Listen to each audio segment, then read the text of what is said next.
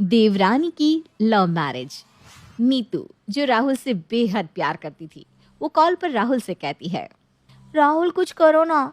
अगर तुमने मेरे घर में आकर बात नहीं करी तो मेरे फैमिली वाले मेरी शादी कहीं और करवा देंगे और मैं तुम्हारे बिना नहीं रह सकती। तुम्हारे होते हुए मैं किसी और की दुल्हन नहीं बन सकती। लेकिन नीतू, तुम्हें भी समझना पड़ेगा। अब मैं तुम्हारे घर कैसे आ जाऊं? मैंने अब तक अपने घर में तुम्हारे बारे में बात तक नहीं करी है। अरे अगर अचानक तुम्हारे बारे में मैंने बात करी तो घर में सब उल्टा हो जाएगा।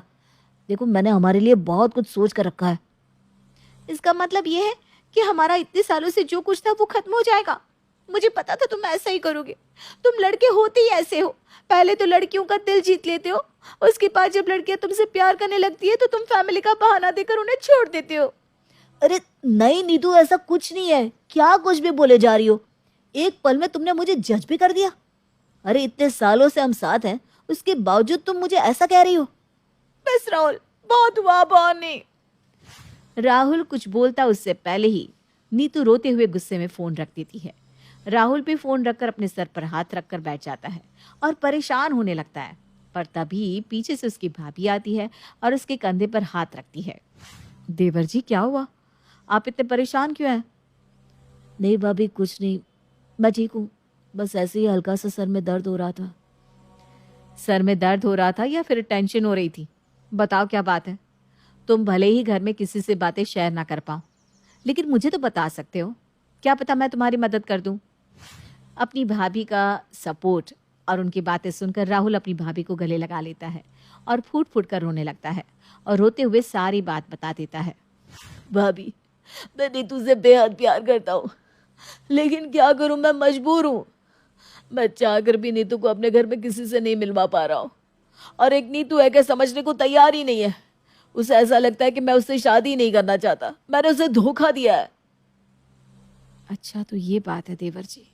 आप चिंता मत कीजिए, अब आपकी शादी तो नीतू से ही होगी और इसकी गारंटी मैं लेती हूँ।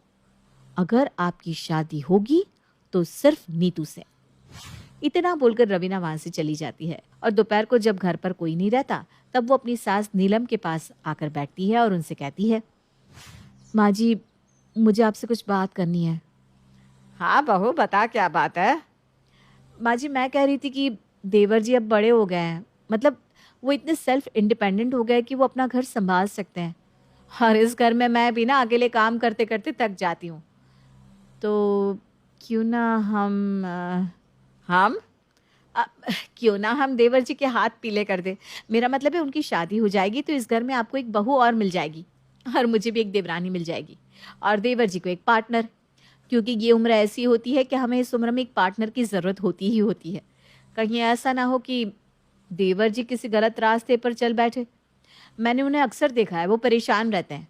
मैंने तो उनसे कई बार पूछने की कोशिश करी लेकिन उन्होंने मुझे कुछ बताया ही नहीं। रवीना की बात सुनकर नीलम उसकी बात से सहमत होती है और वो उसकी शादी करने के लिए हाँ कर देती है। लेकिन अब सवाल ये उठता है कि वो लड़की ढूंढे तो ढूंढे कहाँ से।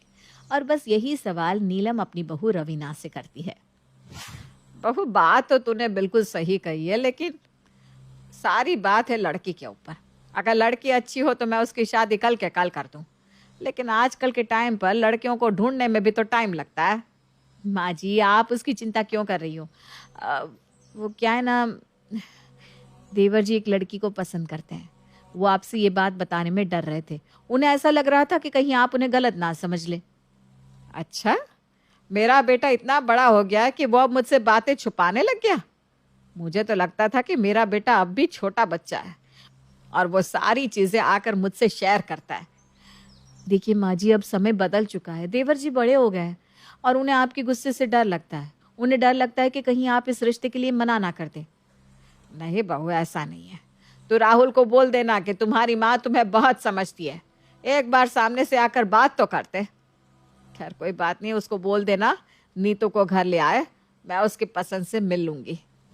नीलम की बात सुनकर रवीना राहुल को फोन करती है और उसे सारी बात बताती है। ये सुनकर राहुल बेहद खुश होता है और शाम को ही राहुल नीतू को अपने साथ अपने घर ले आता है। नीतू को देखकर नीलम उसे पसंद कर लेती है। अरे वाह, मेरी छोटी बहू तो बहुत ही खूबसूरत है। राहुल, कहाँ छुपा कर रखा था तूने नीतू को? वो माँ, राहुल शर्मा जाता है और कुछ नहीं बोलता। इस तरह नीलम नीतू को पसंद कर लेती है और अगले ही दिन राहुल का रिश्ता लेकर नीतू के घर चली जाती है। देखिए बहन जी, हमें इसकी शादी आपके बेटे से करवाने में कोई ऐतराज़ नहीं है। अब घर और वर अच्छा मिल रहा है तो हमें इसमें क्या ही दिक्कत हो सकती है। हमें ये रिश्ता मंजूर है। इस तरह राहुल और नीतू का रिश्ता पक्का हो जाता है और उन दोनों की बहुत जल्दी शादी भी हो जाती है। शादी के बाद नीतू अपने ससुराल को संभाल तो लेती है, लेकिन उसकी कुछ कुछ हरकत बहुत ही खराब थी। जैसे वो सुबह देर से उठा करती थी। ऐसे ही एक सुबह नीलम किचन में रवीना को अकेले खाना बनाता हुआ देखती है। उसको इस तरह अकेले काम करता देख वो उसके पास जाती है। ये क्या बहू, तू किचन में अकेले खाना बना रही है? छोटी बहू कहाँ है? वो नीतू तो अभी सो रही है, उठी नहीं है। मेरे ख्याल से वो कुछ ज़्यादा ही थक गई है। इस शादी वाली थकान उसकी अब तक गई नहीं है। रवीना की बात सुनने के बाद नीलम कुछ नहीं कहती और चुपचाप वहाँ से चली जाती है। समय गुजरता है और गुजरते समय के साथ नीलम अपनी बड़ी बहू को अकेले ही खाना बनाते और काम करता देखती। ये देखकर नीलम को बेहद गुस्सा आता है और एक दिन वो ना चाहते हुए भी नीतू को बोल देती है। नहीं तो बहू, तेरा ये ड्रामा कब तक चलता रहेगा? आखिर कब तक तू इस तरह देर से उठती रहेगी? माँ जी, ये क्या बोल रही हैं आप? मुझे देर से उठने की आदत है, ये बात तो सबको पता है। शादी से पहले ही मैंने राहुल को ये बात बता दी थी कि मैं तो देर से ही उठती हूँ। इससे माँ जी या घर में किसी और को प्रॉब्लम तो नहीं होगी ना? तो उसने तो मुझसे कहा कि नहीं, ऐसी कोई बात नहीं है, और ये भी कहा कि मैं अपनी मर्जी की मालकिन बनूंगी यहाँ पर। फिर आप मुझे क्यों रोक रही हैं? वो इसलिए क्योंकि इस घर में अभी तेरे पति की नहीं बल्कि तेरी सास की चलती है। तेरी सास अभी जिंदा है, इसलिए तुझे वही करना होगा जो मैं कह रही हूँ। माफ़ करना माँ जी, लेकिन मैंने राहुल को पहले ही बता दिया था। मुझसे आप सब कुछ करवा लेना, लेकिन मुझे जल्दी उठने को मत कहना। हाँ, तो सुबह का खाना कौन बनाएगा? अगर तुझे जल्दी ना उठाए तो मेरी बड़ी बहू अकेले कितना संभालेगी? इस घर में तेरे होते हुए भी उसको थोड़ी सी भी हेल्प नहीं मिल रही, तो तेरे होने ना होने का फायदा ही क्या? देखिए मम्मी जी, मैं इस घर में नौकरानी बनने नहीं आई हूँ, इसलिए मुझे किसी चीज़ के लिए रोक टोक ना ही करे तो ज़्यादा अच्छा है। नीतू बदतमीजी से बात करके अपने कमरे में चली जाती है। तो वहीं नीलम को ये सब देखकर बहुत बुरा लगता है। वो अपनी आंखों में आंसू लिए अपनी बड़ी बहू से कहती है। देख रही है बहू, नीतू कितनी बदतमीजी से बात कर रही है। माँ जी, शायद गलती मेरी ही थी जो मैंने नीतू के लिए आपसे बात की। ना तो मैं देवर जी का साथ देती और ना ही नीतू इस घर में आती। रवीना और नीलम उदास हो जाते हैं। ऐसे ही समय गुजरता है और गुजरते समय के साथ नीतू अपना आलस दिखाती ही जाती है। एक दिन राहुल नीतू से कहता है। नीतू, बहुत ज़ोर से भूख लग रही है, प्लीज़ कुछ बना कर ले आओ ना। माफ़ करना राहुल, लेकिन किचन में तो मैं जा नहीं सकती। क्यों? किचन में तुम क्यों नहीं जा सकती? वो इसलिए क्योंकि किचन का जिम्मा दीदी ने संभाल रखा है। अब जब दीदी किचन छोड़ेगी तभी तो मैं वहां जाकर कुछ करूंगी ना। अगर आपको कुछ खाना है तो दीदी को बोल दीजिए, मुझसे तो नहीं होगा। इतना बोलकर नीतू मेकअप करने लगती है। ये देखकर राहुल को थोड़ा अजीब लगता है, लेकिन वो उस समय किसी से कुछ नहीं कहता और चुपचाप चला जाता है अपनी भाभी के पास। भाभी, ये घर में चल क्या रहा है? मैंने नीतू को खाने के लिए बोला तो उसने कहा कि मैं आपको कहूँ, क्योंकि किचन का जिम्मा आपने संभाल रखा है। पता नहीं देवर जी, आखिर इस घर में चल क्या रहा है। आपकी लव मैरिज हुई है और वो लव मैरिज करवाने वाली मैं थी, लेकिन अब तो लगता है कि शायद मैंने गलती ही कर दी आपकी लव मैरिज करवाकर। लेकिन भाभी, हुआ क्या है? आप ऐसे क्यों बोल रही हैं? बुरा मत मानना राहुल, लेकिन नीतू इस घर के लिए ठीक नहीं है। वो इस घर को क्या किसी भी घर को जोड़कर नहीं रख सकती, क्योंकि उसको ना तो किसी से बात करने की तमीज है और ना ही वो किसी से सीधे मुंह बात करती है। भाभी, ये सब कुछ मेरे सर से ऊपर जा रहा है। आप बातें गोल गोल क्यों घुमा रही हैं? सीधे सीधे बताइए ना, बात क्या है? राहुल की बात सुनकर रवीना उसे सारी बात बताती है और वो उसकी ये हरकत भी बताती है कि किस तरह वो जवाब देती है। ये सुनने के बाद कहीं ना कहीं राहुल को भी ऐसा लगता है कि सच में उसने नीतू से शादी करके बहुत बड़ी गलती कर दी, लेकिन अब वो नीतू को सबक सिखाए तो कैसे? बस यही सवाल उसके जहन में था। राहुल अपनी भाभी को बिना कोई जवाब दिए वहां से चला जाता है। राहुल, क्या हुआ? तुम्हारा मुंह क्यों उतरा हुआ है? भाभी ने तुम्हें कुछ खाने को नहीं दिया क्या? ऐसी बात नहीं है नीतू, भाभी ने मुझे और इस घर को वो दिया है जो तुम कभी नहीं दे सकती।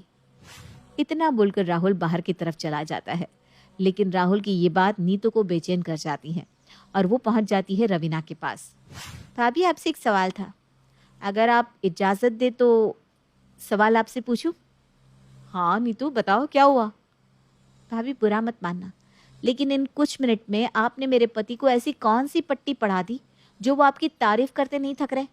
एक सासू माँ है जो सिर्फ और सिर्फ आपके ही गुणगान गाती हैं, लेकिन अब तो मेरा पति भी आपका ही नाम जप रहा है। आखिर आपने इस घर को दिया ही क्या है जो सब आपके पीछे इतना पागल है? नीतू बस करो, तुम्हें नहीं लगता कि तुम कुछ ज्यादा ही उल्टा बोल रही हो? भाभी, मेरी तो जुबान ही ऐसी है, मैं तो ऐसा ही बोलूंगी, लेकिन आप अपने आप को संभाल कर क्यों नहीं रखती? नीतू ये बात बोल रही थी, तभी वहां नीलम आती है और गुस्से में नीतू को कहती है, बस छोटी बहू, बहुत हो गया, बहुत बोल लिया तूने और बहुत सुन लिया मेरी बहू ने। तू जानना चाहती है ना कि इसने इस घर को आखिर दिया क्या है?